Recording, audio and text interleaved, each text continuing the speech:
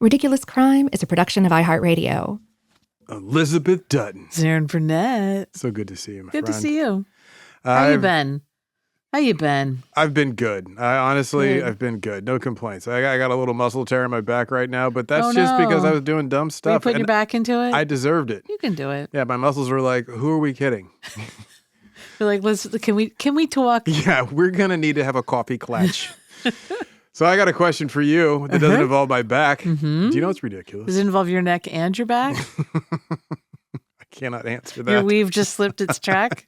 That's the G-rated version. Thank you. Do I know what's ridiculous? You're asking me? I'm looking at you like a professional. Oh, I know. I know what's ridiculous. You want to share with them? Sit down. All right. So Grillo's, our favorite pickle brand. Yes. Shout out Grillo's. They're a menace. Wait, what? They're a menace.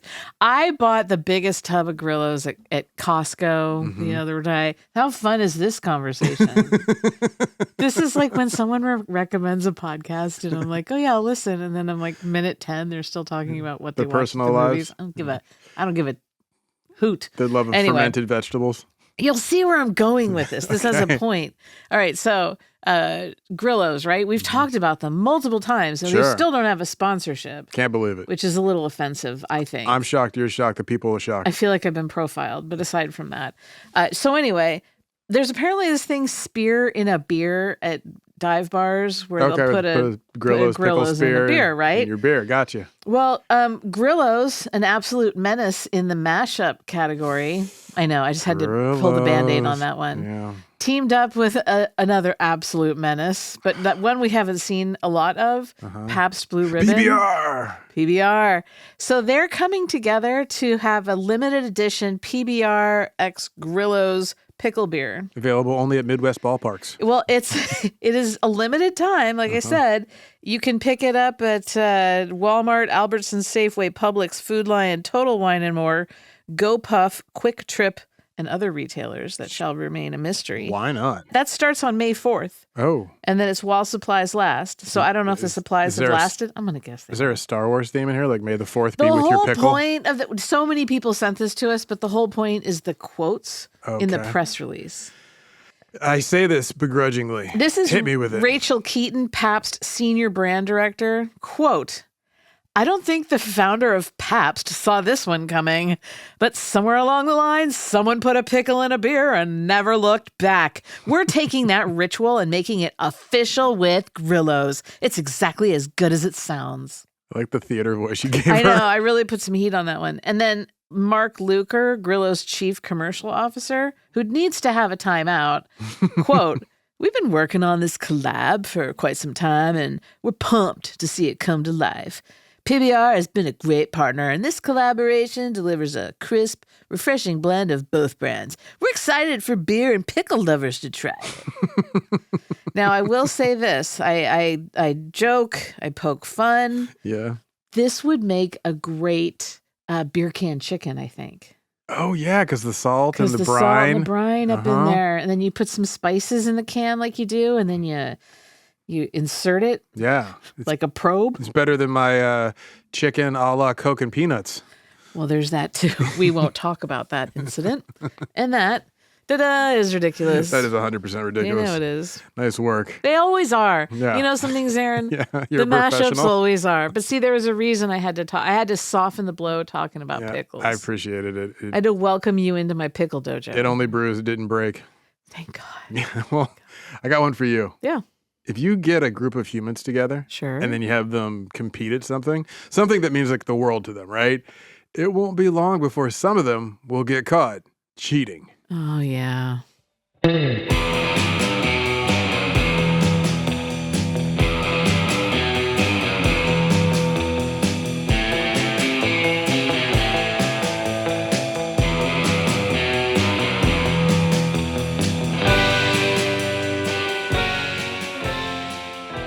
This is Ridiculous Crime, a podcast about absurd and outrageous capers, heists, and cons. It's always 99% murder-free and 100% ridiculous. So ridiculous. Elizabeth. Darren.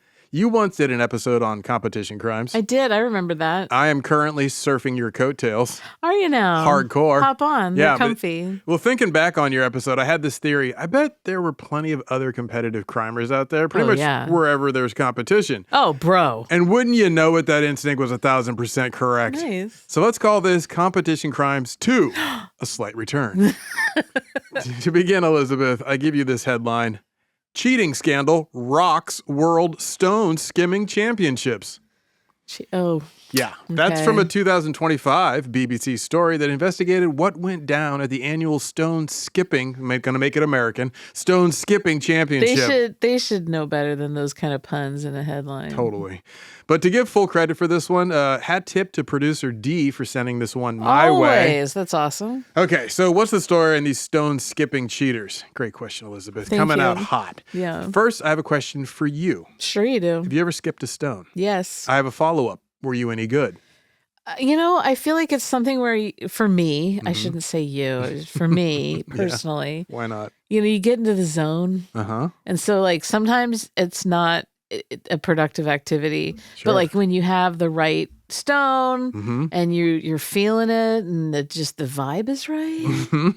Oh, my gosh, dude. So you can actually get them to skip multiple times? Yeah, I've been able to do that in my past. Nice. Did you and your brother ever compete? Yeah, it was always with Travi. Okay. Yeah.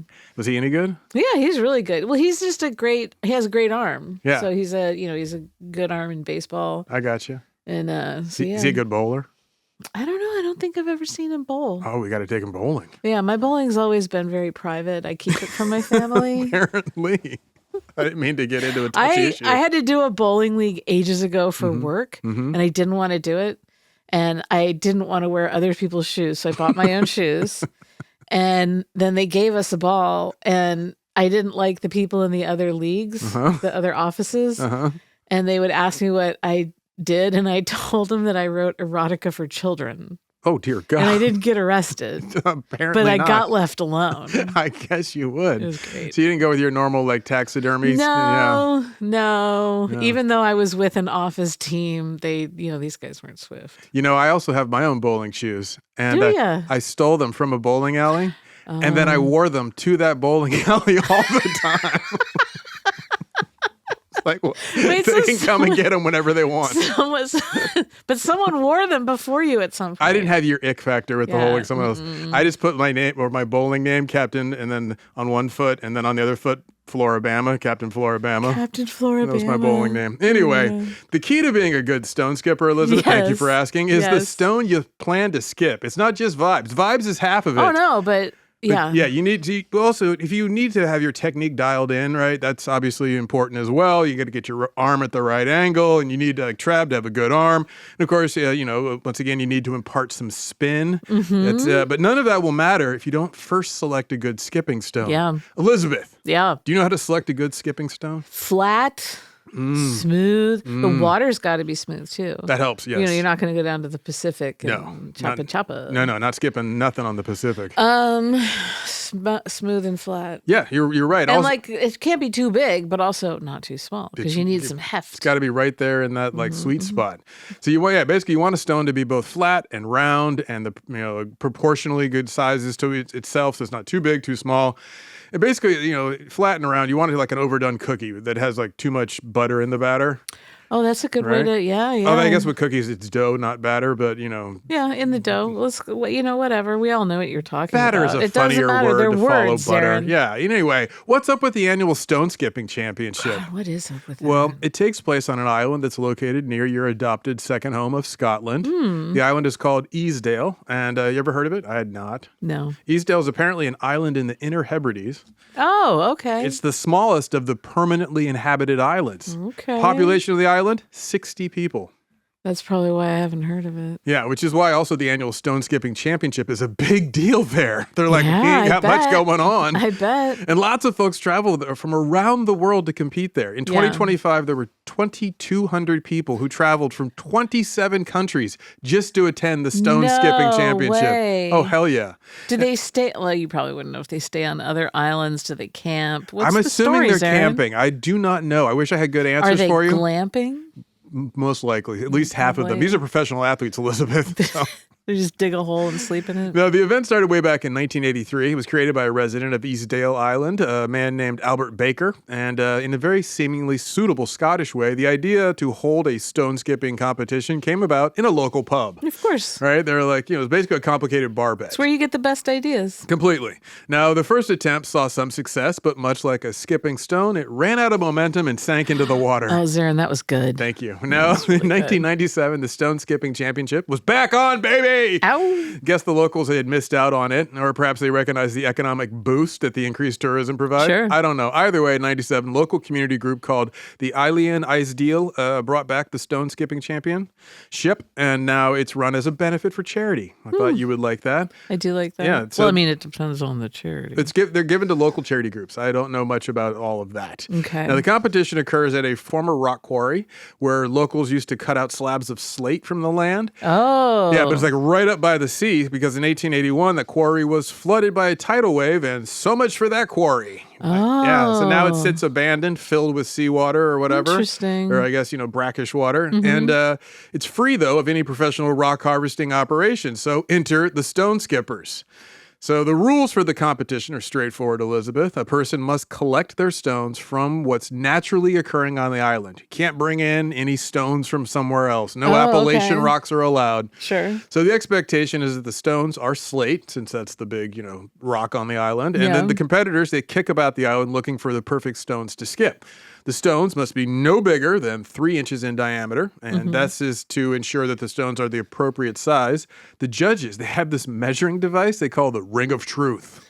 The Ring of Truth. Yeah, it's a ring that's roughly 3 inches in diameter. It ensures the skipping stones are no bigger than the allowed size. Okay. So once the rocks are selected, each stone skipper gets to cast 3 tosses, so 3 rocks across this 207-foot-long quarry. The skipping stones must bounce off the surface, obviously, at least twice to be counted as an official skip. Okay. And then they also must travel within this designated skipping lane. Well, one of the main organizers of the competition is this fella named Dr. Kyle Matthews. He also announces all of the stone skips. He's like the big announcer. He provides knowledgeable commentary on the stone skipping action. Dr. Matthews is also known as the Toss Master. Oh. Yeah. So this past year, the annual Stone Skipping Championship was held on September 6th. So this is almost autumnal sport. Okay. Now, Elizabeth, 2,000 stone skipping hopefuls registered online to claim one of the 400 available spots. Oh, wow. Yeah. So it's not just 2,000 people lining up. No, only 400. Yeah, and you Whoa. got to compete. The event registration sold out in 3 minutes. No way. And of those lucky 400 competitors, they were all geeked to go toss their 1,200 stones across the water, eager to be crowned the champion of that year. But Elizabeth, there could be only one stone skipping champ. Or really, there could be 2. One from the women's division, one from the men's division. Oh, I like that it's gendered. That's weird. So this past year, Dr. Matthews admitted that after the event went down, that there were, quote, rumors and murmurings of some nefarious deeds. Oh, brother. Yeah. So Dr. Matthews told the BBC radio show, Good Morning, Scotland, that, quote, there was a little bit of stone doctoring. Stone doctoring. Yeah. The Stone Doctors. It's like a Spin Doctors cover band. band they play in Missoula. Yeah. Now, I was reading this. I'm like, are you kidding me, stone skippers? We know, can't even right? count on you to have a love of the game. There's nothing sacred. Completely. So it seems that according to Dr. Matthews, quote, they had shaped it so that it was perfectly circular and fitted our 3-inch measurer, a.k.a. the Ring of Truth. Right. Now, Dr. Matthews didn't blame the Ring of Truth for any discrepancy in the stones. He said, and I quote, as it's a piece of metal, I don't think we can blame it too much. The problem was we didn't just notice at the time that they were suspiciously circular. Fun crowd. So he blamed himself. In an interview with no less than the New York Times, Dr. Matthews said that as the announcer and the toss master, he'd personally witnessed every single one of the 1,200 tosses, but as he told the Times, quote, unfortunately, these couples slipped through my hawk-like vision. Oh, okay, dude. He's a little self-important. Yeah, a little bit. Once the whispers and murmurs emerged, Dr. Matthews and other organizers, they confronted the bubbling scandal. He contacted the competitors who many believed had been cheated, and thankfully, those entrants did not argue. They didn't throw a fit or threaten to sue. Instead, they confessed that they had indeed cheated. Gracefully, they agreed to be retroactively disqualified from the stone skipping championship. Oh, wow. Yeah, so when the dust cleared, or rather the ripples fell still, Lucy Wood won her 6th stone skipping championship. Huh. Yeah, she was glad to see the cheaters not fight or make a scene, and instead just say, yeah, mate, it was me. Right. So they took their punishment and, kept it moving. As she told the New York Times, you wouldn't get that in a lot of sports. That's very true. Right. Side note, my girl Lucy Wood is quite the stone skipper. Elizabeth, she's the current Guinness World Record holder for most wins in the women's division of the stone skipping championship. Huh. Her story is fun. She first came to Easdale Island back in 2011. She was just a tourist visiting the island with her husband. They were there on a vacay. And when she's there, she's like, she sees that there's this stone skipping competition going down while they're there. And she's like, what if I enter? And get this, she medaled. First time medal. She won 3rd place. Where is she from? I think from somewhere in Britain. I don't know. So she just they go outside. She's just training all the time. just throwing rocks against the side of the house. Does she have like a 10-year-old boy? Synthetic ones that she throws across a pond for training purposes? Like fungo stones? Yes. And she told it, I got a bit hooked. And then, she's totally happy to admit that her rare stone skipping skill is, quote, a really useless life skill, but I seem to have it. I wonder if she'd be good at disc golf. Oh, yeah, probably. She with the forward toss? Yeah. Now, if you're wondering what her secret to stone skipping is, Lucy Wood says it's all about how you use your fingers. Just like in basketball or baseball, you want to get a good finger roll going. And, or as Lucy Wood put it, quote, it's the spinning of the stone that stabilizes it. It's not necessarily the wrist action. So I was wrong there. I always thought you had to have good wrist action. Same. Now, dating back to when she first started skipping stones in 2011, Lucy Wood says that these days, it's become really competitive. It's getting harder and harder.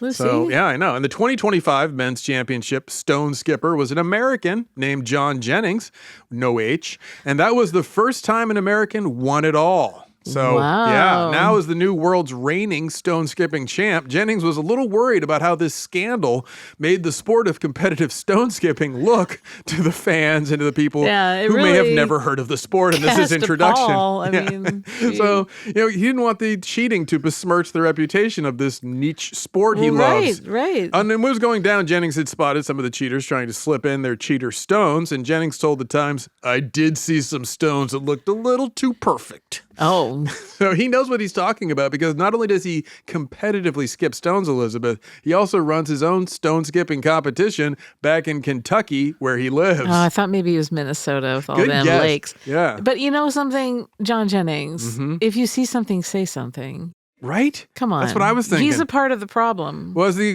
good old boy put it, quote, some people see glory as a different thing. I see it as following the rules, doing what I'm supposed to, and winning in true fashion. Some people see glory as winning at all cost. Okay. Now, Elizabeth, like I said, these are precious folks. They are. They're if you like me, you're wondering, I'll just tell you, John Jennings skipped his 3 stones a total of 177 meters, or roughly 581 feet across the quarry, because you add up all 3 stones. So it's distance, not number of skips that you're looking for. Exactly. You want distance, and then you add up your 3 stone tosses, and so whatever your cumulative is, that's your amount, right? Okay. 581 feet, excuse me. That's pretty damn far. Yeah, it is. That was good enough to win the male division of the championship. Good for him. Now, let's hope next year that no cheaters show up with suspiciously round, doctored up stones, because why ruin the fun for everyone? Are they just grinding down the edges? I think they were giving them kind of like a sharper edge. Yeah, that's what I'm wondering. Maybe they had a top and a bottom, like a rounder bottom and like a... I'd love to see their work. Like a wing or something, Oh. You have a differential. I don't know. Who knows? So anyway, reigning women's champ Lucy Wood now can look forward to defending her crown in the sport that she describes as, quote, super quirky. It is super quirky. I wanted that one for you because I know how much you love quirky. Oh, gosh. Okay, now that we've warmed it up, let's take a little break. And after these messages, we'll be back with more cheaters and fraudsters on the competitive circuits. Yeah.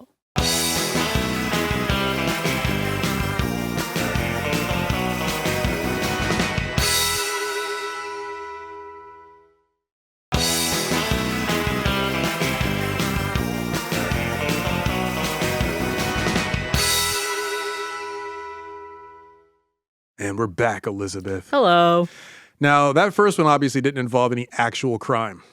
Well, yeah. No, the law never came into it. All right, I'll just be honest. I'm sure that they could have found some Scottish detective to investigate. Yeah, exactly. Well, this is not true for this next one because Johnny Law jumps up into the scene. Nice. Before we dive into this next tale of cheating, conning, and criming, I have another question for you, Elizabeth. Okay. If I say to you feral hogs, what do you think of? I think of that. What was it? A tweet, right? About. Do you remember 30 to 50 feral hogs? Totally. Yeah. Well, as you probably recall, it all kicked off back in August of 2019.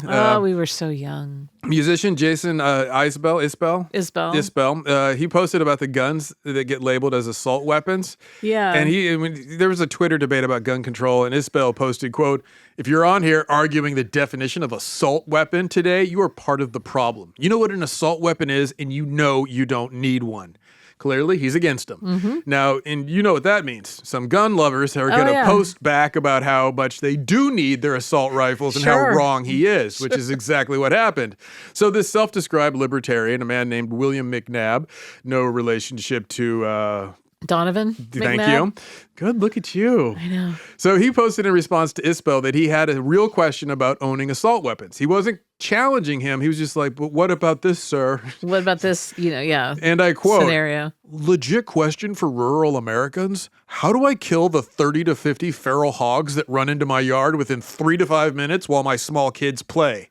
That was McNabb's question. The ranges 30 to 50 and 3 to 5 minutes. Yeah. Ballparking it. So this led to a deluge of responses. Yeah. Because tons of folks found the whole premise of 30 to 50 feral hogs roaming America in hog gangs looking to start trouble to be hilarious. So one Twitter user posted a response to McNabb, quote, "Seriously, please post video of this. I legitimately have got to see what 30 to 50 stampeding feral hogs looks like. You and your neighbors just must live in constant terror, entrenched inside your homes." And then another one, and McNabb, he seemed genuine. He responded to that, and he wrote, and I quote, "In subsequent replies, I answered this. It's happened 4 times. I do not own an assault rifle. Never said I did. Some of my neighbors do, and from personal experience, I can see how it helped them. I simply posed a real question from my own experiences." So, which begs the question. Standing there on the porch, like mowing them down. Can you imagine? But then do they just keep regenerating? Like a video game, just respawning hogs.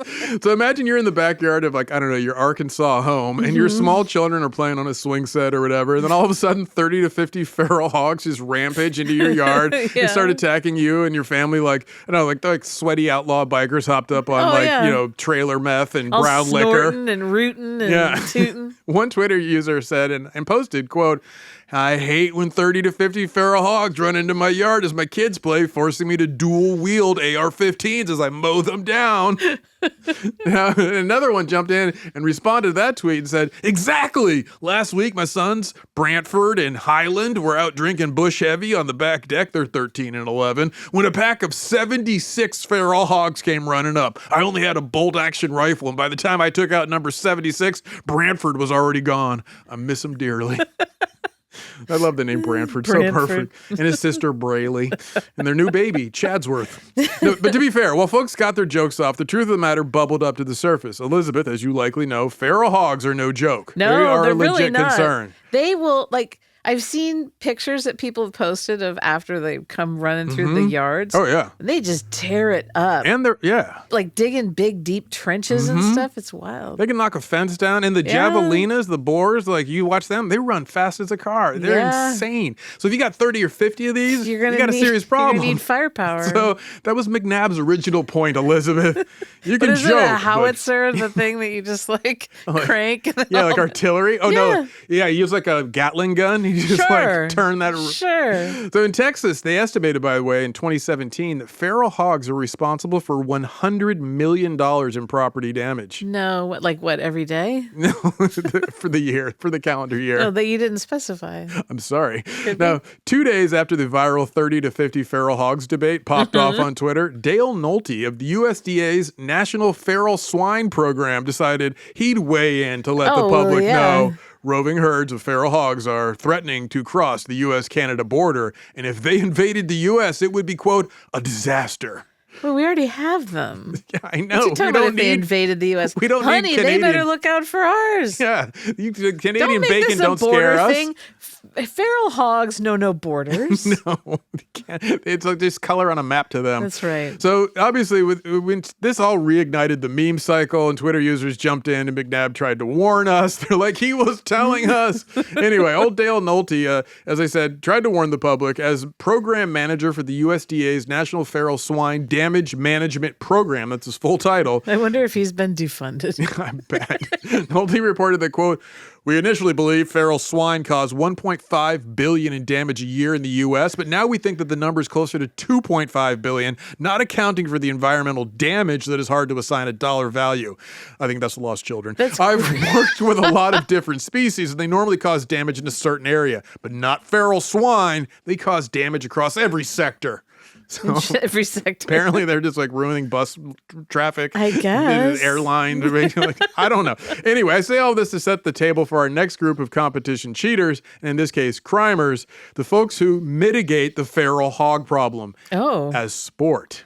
Oh, Yeah, okay. wild hog hunters, Elizabeth. Yeah. Now, there was a group of wild hog hunters. They dubbed themselves the Piney Wood Pimps. I do not know what Piney Wood Pimps has to do with hog hunting, but... Well, there are a lot of hogs in the piney woods. It was the pimp part that I didn't understand. That's just... What do pimps have to do with hog hunting? But we press on. So the story goes, the so-called Piney Wood Pimps were a gang of relatively young men from Louisiana who came together to hunt feral hogs competitively. Their names are Trace Davis, 30, of Longville, Louisiana; Hunter Webb, 27, of Pitkin, Louisiana; Colby Bushnell, 26, of Dry Creek. They're all from Louisiana. Yeah. Davy Hammond, 35, of Pitkin; Nathan Granger, 34, of Vinton; and Don Pollard Jr., 40, also of Pitkin. Okay. Now, these 6 men, they enter the annual Dylan Dingler Wild Hog Roundup. Stop. Dylan Dingler. And one of the dudes is named Hunter. Yeah, of course. That's cute. He's right up there. That's Hunter super Webb. cute for him. So the Dingler Wild Hog Roundup is held in Bienville Parish between February 9th and 10th, and it's hosted by Randy Dingler. It's a memorial hunt. He's a real Randy Dingler. He holds in honor of his son. He's been hosting the hunt since 2014. Okay. And about the cheating scandal, Dingler noted, quote, "You always have somebody wanting to cheat, but luckily we got wildlife and fisheries, and they stepped in and did what they did. I never would have known." So, Elizabeth, it wasn't just the Dingler Wild Hog Roundup. The Piney Wood Pimps also pulled their con job at the Swamp Time Hog Hunt held in Caldwell Parish between March 14th and 16th. The Piney Wood Pimps took all the prizes in both hog hunting contests. So how did these wild hog hunters cheat? Fantastic question. I am so glad you asked that question. Let me explain. Now, in the Dingler Wild Hog Roundup, the rules state that the competitors must form 4 or 5-man teams. This is like a witness to a crime. It's 4 or 5 men. So with 1 or 2 helpers, they can trek off into the swamps and woods to find wild hogs. Presumably, this is to safeguard people from the rampaging feral hogs. Anyway, the teams, they have a time limit to catch the 5 biggest hogs they can scare out of the woods. They're not allowed to use fences, nor can they use traps, because this is a roundup. They're not hunting them. The feral hogs must be caught by hunting dogs. Oh, so they're alive. They're alive, yeah. Okay. And then the hunters wrangle the feral hogs into a trailer where they're then transported back to the contest site to be weighed. That's wild. That's the real fight. That is them in the trailer. wild. But can they tase them? I don't know if that's in the rule book. There's no law in the rule book that a dog can't be part of the hunt or that you can use a taser. Or do they have to give them trazodone and gabapentin in like a piece of cheese to get them to calm down? Trank them. It's the story of my life. So the contestants are supposed to take pictures with the hogs they catch and then send that pic to the organizer for confirmation. The picture also must include the team's assigned number. This is designed so that the randomly assigned number determines the hogs were caught during the competition. Okay. So you got all the rules, right? It's all making sense? Yeah, it's all making sense. Well, the Piney Wood Pimps, they came back to the contest site and they had definitely caught the biggest boar of the competition. As the contest organizer Dingler put it, "This winning team had the biggest boar, if I'm not mistaken. And they also got first place. They had the heaviest weight of 5 hogs. So good on them." How big are each of them? Like what's hundreds the weight? and hundreds of pounds. Yeah, So there's like a 2-ton one that they Not wheeled that out. big. It could barely walk. 600 pounds. Yeah. So now since they caught the biggest... wheeled on a mobility scooter. They're like, gotcha, pull the battery. Well, you've seen like Hogzilla. I mean, they can get big, like half ton. Yeah. So the biggest hog in the Dingler Wild Hog Roundup, each member of the Piney Wood Pimps, they won a custom belt buckle. Okay. You know, like a Bronco busting rodeo star would win, right? Sure. So that's also for catching the heaviest boar of the contest. They also won a jackpot. You want to guess how much they won in their prize? $12,000. $180. Whoa! I thought you were saying 180,000. I was ready to be shocked. Or in other words, $36 per person in the team. 180. What's the entry fee? But that's not Were all, they the Elizabeth. only ones who entered? They also won 20 sacks of feed provided by one of the annual Hog Roundup sponsors. So this is a huge event. This is huge. There were, however, 2 events. Remember, the second event, the Swamp Time Hog Hunt. Right. That same team, the Piney Wood Pimps, also managed to bag the biggest 5-hog string of feral hogs. That netted them an additional $1,558. Oh, okay. Now we're talking real money. Yeah. So that's enough to gas up a truck. So that's not all, Elizabeth. The Piney Wood Pimps also won a few side prizes. For instance, for bagging the largest sow, that paid another $800. And they won a side prize for the single biggest boar, which paid out $1,100. Wow. All told, they won $3,638 for their 4-man team to split, plus the 20 sacks of feed. So they also got feed in that one. No, that's for the first one. I'm saying in total. Okay. So they worked out to be, they hauled $814.50 per person, and then the 5 sacks of feed per person as well. Nice. Okay. So, of course, there's also the custom belt buckles. Let's not forget those. Right, and the bragging rights, which last a lifetime. Commemorative T-shirts. And that is, of course, unless you cheat. Yeah. And especially if you get caught, which is what happened here. You see, a member of the law enforcement, Sergeant Raymond Davis of the Louisiana Department of Wildlife and Fisheries, he'd heard rumors that there were cheaters operating in the annual hog hunts and wild hog roundups. So when this new season rolled around, he decided he'd launch himself an investigation to ferret out any of these cheaters I hear so much about. So he enlisted fellow agents from the LDFW, and as Sergeant Davis put it, I had already had an idea that there's something going on, just not exactly sure how they were cheating. Wait, what does he care? How is this in any way breaking a law? Oh, get to that. Okay. Apparently, Sergeant Davis is just as good at hunting down cheaters as the Piney Wood Pimps are good at faking their hunting down hogs. The Louisiana Hog Hunt Task Force, which he'd formed, collected evidence. They interviewed suspects, and this eventually shook the Piney Wood Pimps. Soon enough, 5 of the 6 men admitted that they had indeed cheated. As Sergeant Davis tells it, when we started interviewing them, a couple of the guys were very forthcoming and admitted to actually putting the hogs in a holding pen for the Bienville event prior to the hunt dates. And when it got time, they pulled the hogs out the holding pens and staged the photos with them. Oh, so they were like their hogs. Apparently. Well, they actually, domesticated the boars. I can tell you where they came from. Oh, okay. But also this explains how they won the Dingler Wild Hog Roundup and the Swamp Time Hog Hunt, because they rounded up the feral hogs at a landfill across state lines in East Texas. Oh, no. Yeah, they brought them, the wild hogs, over the border into Louisiana. Oh, that's the crime. Boom, you called it. Because they'd use the feral hogs to win both contests, and as Sergeant Davis kindly explains, the complaint was they had hunted in Texas. Maybe one of the guys said something to someone, word got out. When we went to investigate, we were able to establish that during the hunt dates, they were in the vicinity of a landfill in Buna, Texas at the time they took some of the photos and sent the pictures.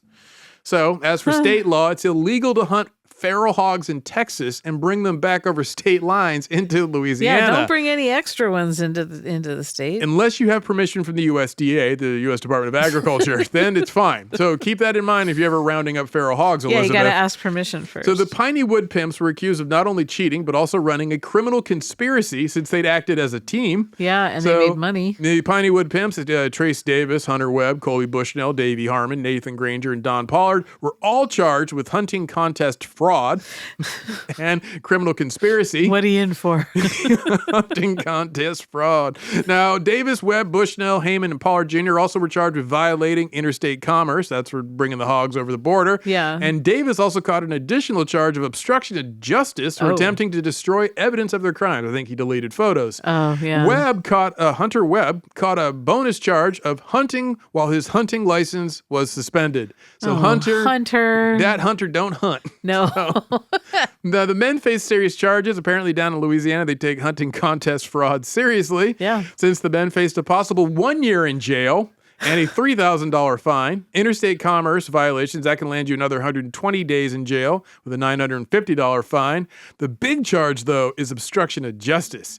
That can net you a 5-year prison sentence and a $10,000 fine. Ooh-wee. Yeah, they didn't win that much. Which just goes to show that roving hordes of feral hogs aren't the only danger in the swamp. You can also catch charges. Yes. So. Yes. All right, so now that we got that one out of the way, I got another good one for you coming up, Elizabeth. Take another little break. We'll put the Piney Wood pimps behind us. Bye. And when we get back, we'll see how cheating plays out when you're competing to be one of the smartest men in Britain. Oh, okay.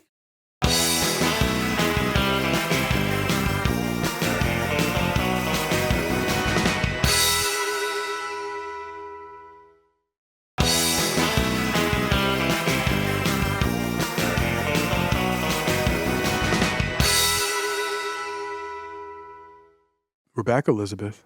Yeah, we are. All right, so we've done stone skippers. We've Yes. done hog hunters and rounder uppers. Yes. Well, now we're going to, not these are strange roads to travel down. We're going to go with something a little more familiar to you, Okay. right? You and I both love Jeopardy. Oh, yes. Now, can you imagine trying to cheat at Jeopardy? I mean, not like at home, like you watch the East Coast broadcast and then you memorize the answers and like Yeah. watch the West Coast broadcast with friends or family. I don't mean that. Right. I mean like in the studio, in front of the audience with the I cameras don't know and how everything. you do that. Well, that's what happened on the British version of Who Wants to Be a Millionaire. Oh, really? A dude went on the show, and there before the audience with the cameras and the millions of people watching at home, he cheated his way to £1 million. And how he did it is ridiculous. Oh, my goodness. Elizabeth, meet Major Charles Ingram. Hello. That's his rank, not his name, Major. In the late 80s, Major Ingram became a member of the British Army. He trained at the Royal Military Academy in Sandhurst. He was then commissioned as an officer. He joined the Royal Engineers. By 1990, he was made a captain. 5 years later, in 95, he was a major. And then in September 2001, Major Ingram appeared on the British version of Who Wants to Be a Millionaire. That was the OG, the originator. Totally. Yeah. Now, both his brother and his wife had already appeared on the show. Really? Which seems suspicious enough on its own. Yeah, Like, how's yeah. his family winning out all these spots? I don't know. Apparently, that part was all legit. And they had both won money. Not the big grand prize of £1 million. They each won £32,000. That's nothing to No. shrug at. No, at the time, it was about $42,000. So Yeah. then on September 9th, 2001, Major Ingram appears on the show. And on camera, Major carried himself. He's got this military demeanor, like the short clip sentences. Yeah. He's also kind of like cocky and like full of himself. But he also tries to play like, I don't know. Or he does both. He works both sides of the road. Yeah. Right? Also, apparently, he was allegedly deeply in debt. Oh. So he owed an estimated £50,000. So he had 50,000 reasons to win some big money. And I love it's like, the answer, go on a game show. Yeah, totally. That was his answer. He and his my wife were God. like, I won £32,000. We just need a little bit more. If you can go a little further than me, we're so good. close. So also to do the translation of how much that is, it's about $66,000 in debt he was if you Okay. put it in dollars. Okay. But So- then don't forget, got to pay taxes on those winnings. Oh, yeah. So he needs to win more than the $50,000. Correct. So he told the show producers he'd prepared for the show by practicing 20 minutes a day on a homemade device he'd created. He called it the fastest finger first machine. Okay. Whatever. So in reality, the big way he'd prepared to win some money was that he and his wife had come up with a plan to cheat. So the story goes, Elizabeth, he was on the show for 2 days. First day, he was barely hanging in there in the early rounds. He was forced to use 2 of his 3 lifelines just to make it to like the 4,000 pound mark on the board, which is pretty low. And, so he finishes his first day of filming right at 4,000 pounds. Got 1 lifeline left, and he's got his 50-50 lifeline, if that means anything to you. No. So it reduces the possible number of answers from 4 to 2, Oh, 2 right. options. Yeah. Okay. And so he's got now a 50-50 So wait, there's choice. like the phone a friend. Yeah, exactly. I don't and know what the other one is. 50-50 and then Like ask somebody in the crowd. Yeah, I don't know. I think so. So then comes the second day of filming, September 10th, 2001. Major Ingram sitting. It's another one of our crimes right before 9/11. Yes, exactly. So Major Ingram is sitting there on his 4,000 pounds of winnings, which is roughly $5,300 in dollars. Going into that second day of filming, the show's producers, production staff, they all doubted that this guy, Major Ingram, had what it took to win the £1 million prize. So they're like, whatever, how much longer? When do we need to get our next competitor in here? Because the contestants are waiting for their turn. Right. Nobody knows when it'll be. So they're Right. sitting there watching the game occur. Yeah. And this is when things get fun, Elizabeth, or at least fraudulent. You see, Major Ingram had a secret. He and his wife, they'd found a way to sneak a ringer into the crowd of the game show. Their ringer was a college professor, a fellow competitor, fellow entrant named Tequin Whittock. Okay. Or Whittock. His wife, Diana Ingram, had met Professor Whittock on the British trivia game show circuit. Oh, apparently. okay. So their plan was simple. For each question, Major Ingram would kind of like reread the question aloud as if he were thinking out loud. And then that made for good TV. So the producers loved that. It was a good cover. He's like, oh, yeah, I don't know. It could be this one, could be that one. I don't know. So he's doing all that. The real deal is when he read the question aloud and the 4 possible answers, their ringer would signal the correct answer by coughing. Oh. And that way, Major Ingram would hear which was the right answer. Then he'd like hem and haw for a little bit more. The number of times. Yeah, coughing. and then do some more thinking out loud. Then he would do whatever the answer was that Professor Whittock coughed at. Simple, straightforward. So for instance, there was the question, who had a hit UK album with Born to Do It, released in 2000? So before he reads the question back in the possible answer, Major Ingram offered that he'd never heard of one of the answers, this artist named Craig David, who it turns out had recorded that song and was the correct answer. Yeah. But Major Ingram was undeniably still in the game, so he thought, the correct answer might be a different group, this group A1. He's like, I think it may be A1. That was one of the 4 choices. But then he did his active thinking out loud, reading the question back and forth, considering the 4 possible answers. He hears Professor Whittock cough as he says the correct answer of Craig David. Yeah. And now Major Ingram has to find his way back to the correct answer and ditch his previous interest in A1. Right. So he's like, no, I'm going to go Craig David, right? And the Major explains his backtracking by saying, 80% of the time I'm wrong when I guess. So you know what? I'll go with Craig David. So that's his whole I don't know what I'm doing, but we'll see. We'll see. And when you know what, he was right. It was Craig David. So he keeps going on like this until he reaches the penultimate question worth 500,000 pounds. He's 1 answer away from the final answer, which is obviously worth £1 million. Yeah. So for this penultimate question, Major Ingram is asked, Baron Haussmann is best known for his planning of which city? His options are A, Athens, B, Rome, C, Paris, or D, Berlin. Major Ingram reasons that the answer must be Berlin. He's like, I think it's Berlin. His reason is obvious because Haussmann is a German name and Berlin is a German city. But he doesn't think maybe this is a trick question. Right. Later on, he's like, but I'm never sure. If I was at home, I'd be saying Berlin if I was watching on TV. He just freely admits, all of his thinking and also how dumb he is about certain things. Right. Host of the game show reminds him, this question is worth 500,000 pounds. If he gets it wrong, he loses everything. He could walk away with what he has up till now, which would take care of his debt. Major Ingram, he's like, no, I think it's Berlin. The host tells him, take your time, let's think about this. Then suddenly hears someone in the audience cough. And then it also sounds like they literally say, no, right? After the cough. I watched the whole video. It's crazy. So Major Ingram, he does more of his thinking out loud. And he says, well, I don't think it's Paris. And then again, he rules out Athens and Rome. He's down to it either being Paris or Berlin, right? And then again, he backtracks, he course corrects. He says, I thought it was Berlin, but there's a chance it's Paris. I'm not sure. Let me think. As he pretends to think, the host says, he doesn't have to answer. Once again, reminds him he can walk home with the 250,000 pounds. And they're loving him dragging this out. Totally. It's fantastic TV, right? Yeah. It's exactly what the producers want, especially when nobody saw this guy going this far. Right. It looks like it's purely luck. Yeah. Or something like that. So Major Ingram presses on. He thinks aloud, I think it's Paris? And after he hems and haws a little bit, he locks in his answer. Major Ingram says, okay, I'm going to go for Paris. Final answer. Ding, ding, ding. Wouldn't you know it? Once again, stumbles his way into a correct answer. Now the host is like, you're the luckiest man in Britain. This is incredible. So now he's 1 answer away from his £1 million. But you know what, Elizabeth? Rather than me tell you about that 1 answer away, close your eyes. My eyes are closed. I want you to picture it.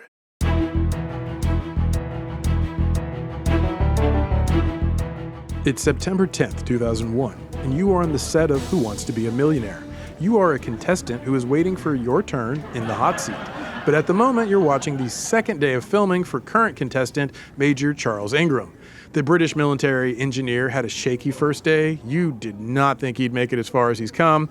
He doesn't seem to know much, yet he keeps getting lucky, talking himself into answers he clearly does not know by his own admission. But as he says over and over again, By process of elimination, he somehow keeps finding the right answers. Now he's on the threshold of winning the grand prize. The host says that they've reached the £1 million question. Question 15. If he's right, he'll become the third person in Britain to win the £1 million pot. The game show producers play the familiar music they use to heighten the tension. And then the host reads the £1 million question. A number 1 followed by 100 zeros is known by what name? A. Google. B. Megatron. C. Gigabit. D. Nanomole. And then you hear it, the silence that stretches and fills the void of any answers or words from Major Ingram. After a long pause, the kind that makes for great TV, Major Ingram says, "All right then." You think to yourself, what a ham. You also remind yourself when it's your turn in the hot seat, you're not going to do any cheeky games of false modesty or whatever the hell Major Ingram's doing.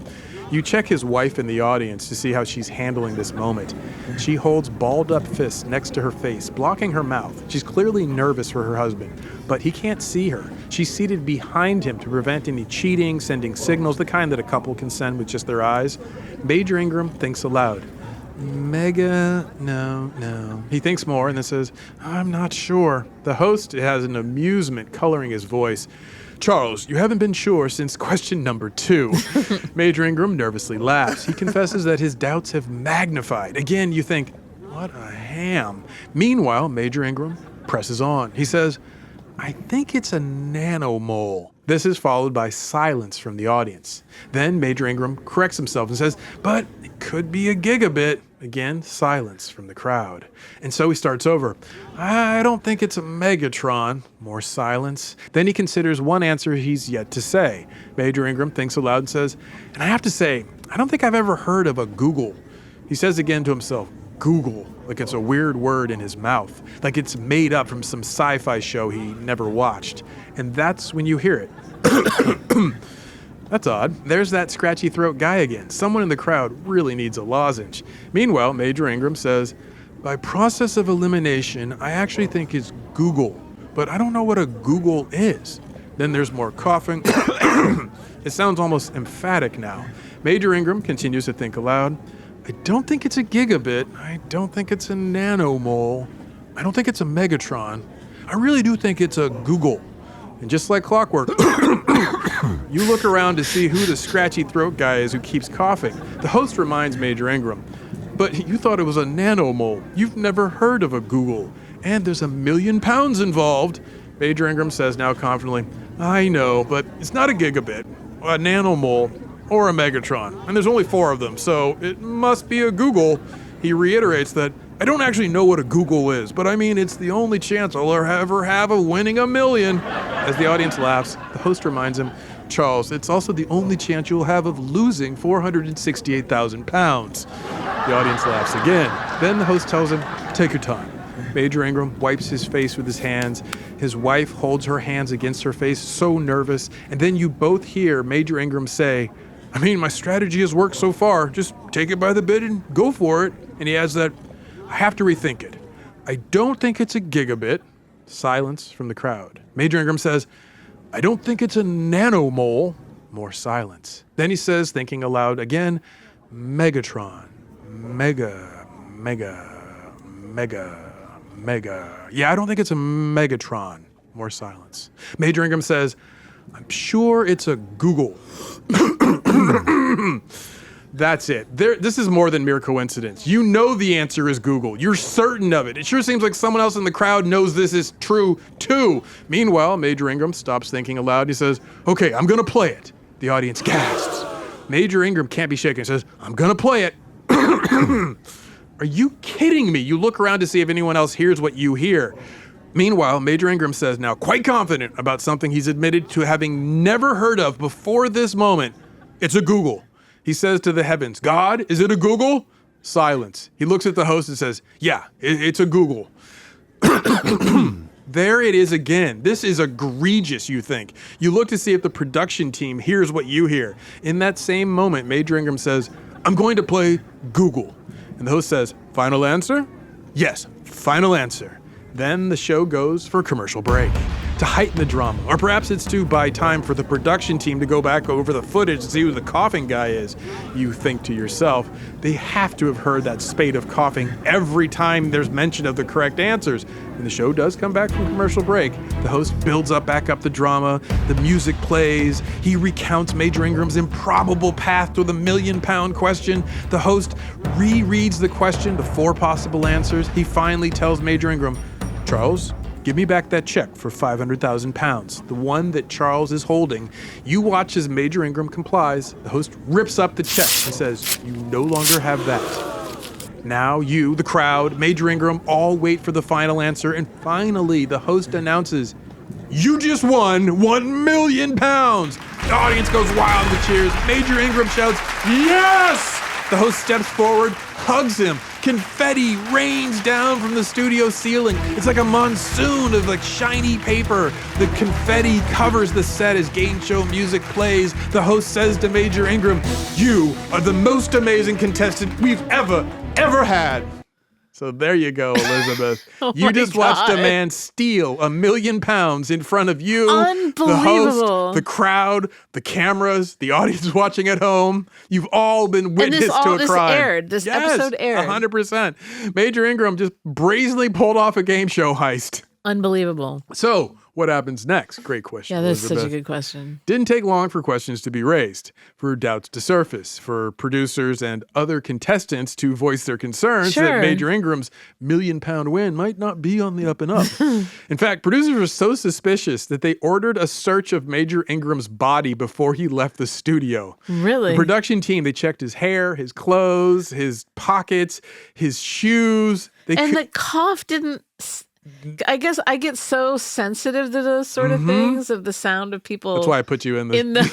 Because I watched especially when it's supposed to be so quiet. And oh my God. I tried to play up it was silence. Yeah, exactly. Yeah. And you watched this. I watched the whole thing. The whole thing. And egregious. So they can find no clear indication that he cheated, so they let him go. Right. All right. Then the unexpected happens. Major Ingram and his wife reunite backstage. Yeah. Right. They're going to celebrate the win. But when the show's producers go back by the dressing room that they're in, they overhear the couple arguing, shouting, screaming at each other. What? Yeah. There's speculation later on that he was only supposed to go so far, but he just wanted to win the $1 million which is far more suspicious than if he would have won $128,000, and which is all they needed to clear their debts. Remember, they did this to clear their debts. Yeah. And now he's like, I'm going for broke, baby. So she's like, you've ruined it all. This is not the time to have the argument. Have it at home. No, they're classy folks. Game face. So in the moments before the host brings them champagne to celebrate, pretty much half of the production staff hears them screaming and shouting. And the producer's suspicions now are completely alerted. So they go back and they check the tape. And that's when they notice what you heard during the live recording, the coughing. Yeah. They figure out that it's coming from one of the other contestants waiting for his turn, a man named Professor Whittick. And there were other coughs coming from Diana, Major Ingram's wife. Oh, she was up in there coughing too. The two of them were both taking turns to get him there. Oh my God. Which is more than just suspicious, it's proof of crime. Yeah. So the producers, they don't give Major Ingram his £1 million check. They hold it, all right? Instead, the show's tapes are then given to the London Metro Police to go over, which they do. The obvious coughing stands out to them as it did to your ears. They draw up criminal charges. Major Ingram, his wife, Diana, Professor Whittick, they're all arrested, charged with fraud, or as the British barristers prefer to call it, procuring the execution of a valuable security by deception. This sounds like the characters on an episode of Father Brown. Totally! Like Professor Whittick. Yeah. So the trial lasts 4 weeks.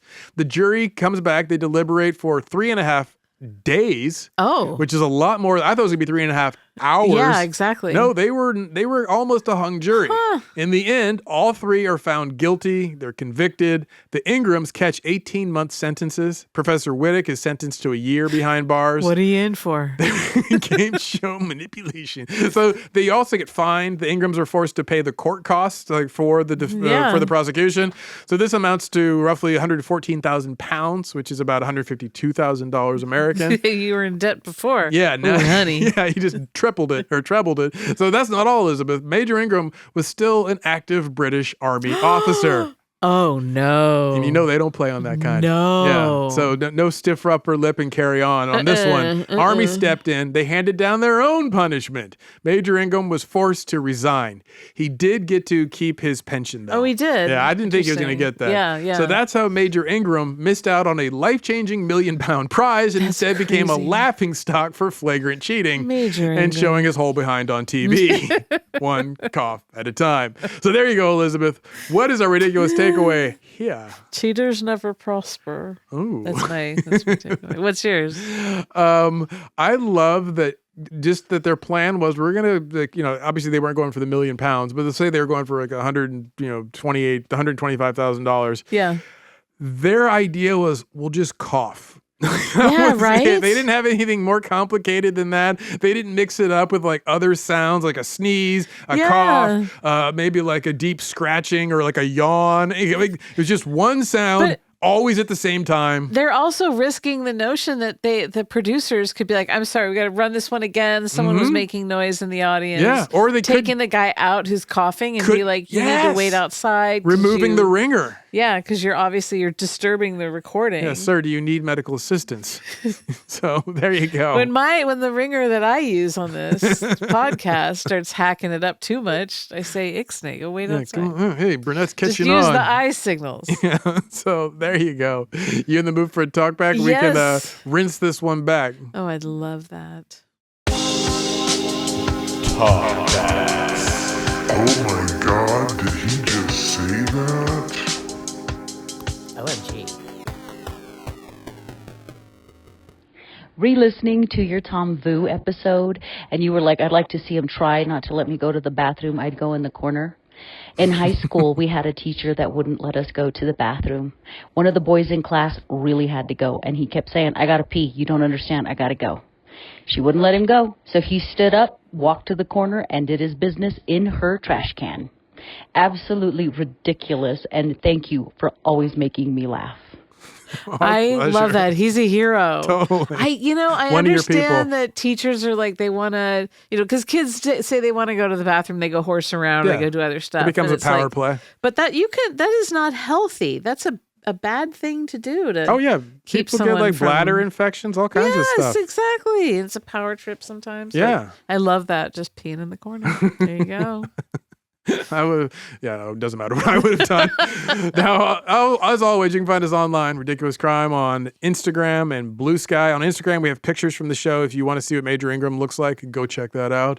And we also have our account, Ridiculous Crime Pod, P-O-D, on YouTube, so you can watch these shows. It doesn't feature us, it features animation, but it's just as fun to watch. Or you can listen if you like listening on YouTube. Do your thing. We ain't going to judge. We also have our website, ridiculouscrime.com, and that's where you can find merch and gifts. And apparently we were nominated for a Newbery Award, so I was very excited about that. It's about time. We'll see what happens there, Elizabeth. Time. And clearly, we love the talkforback. So please go to the iHeart app, download it, leave yourself a talkback. Maybe you get to hear your voice here. We'd love to hear it. And, forgot, email us. You can always email us if you like at ridiculouscrime@gmail.com. Thank you for listening, and we will catch you next crime. Ridiculous Crime is hosted by Elizabeth Dutton and Zaron Burnett. Produced and edited by inventor of Uncle Dave's throat coat tea for scratchy throat cheaters, Mr. Dave Koustin. And starring Annalise Rucker as Judith. Research is by the Professor Whittick, to our Major Ingram, Marissa Brown, and Jabari Davis.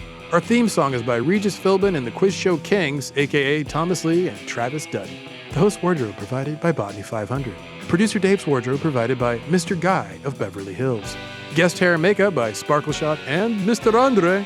Executive producers are Ben, please call me Megatron, Bolden, and no, call me Nano Noel Brown.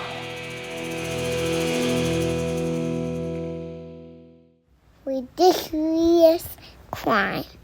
Say it one more time. Ridiculous crime. Ridiculous Crime is a production of iHeartRadio. For more podcasts from iHeartRadio, visit the iHeartRadio app, Apple Podcasts, or wherever you listen to your favorite shows.